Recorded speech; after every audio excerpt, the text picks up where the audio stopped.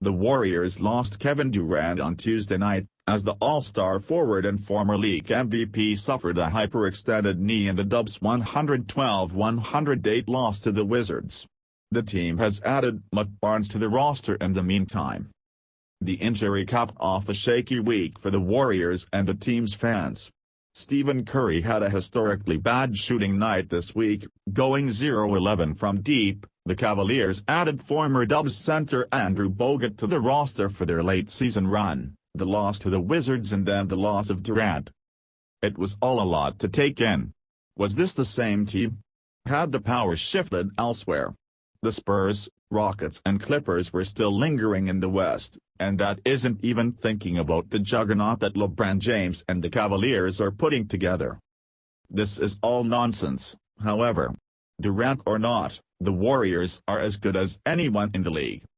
Most NBA teams aren't equipped to lose a star player, especially a top-5 player like Kevin Durant. Take Russell Westbrook off the Thunder this year, for example, and OKC immediately becomes a lottery team. The Rockets without James Harden would struggle to make the playoffs. The Warriors without Kevin Durant are, well, they're still the Warriors. They still have two of the greatest shooters to ever play the game in Stephen Curry and Klay Thompson. They have one of the most unique and gifted big men in the league in Draymond Green. They still have the veteran bench presence of Andre Iguodala and Sean Livingston, and one of the best few coaches in the league in Steve Kerr. This is the essential core of the team that won a title and then won 73 games last year.